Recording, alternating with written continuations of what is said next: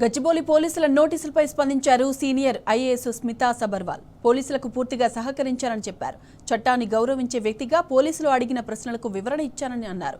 తాను రిపోర్ట్ చేసినట్లే 2000 మంది చేశారని, వాళ్లందరిపైనా ఇలాంటి చర్య తీసుకుంటున్నారా అని ప్రశ్నించారు. చట్టం అందరికీ సమానమా లేక ఎంపిక చేసిన వారిని టార్గెట్ చేస్తున్నారా అని మండిపడ్డారు. ఈ మేరకు స్మితా సబర్వాల్ ట్విట్టర్ వేదికగా తన అసంతృప్తిని వ్యక్తం చేశారు.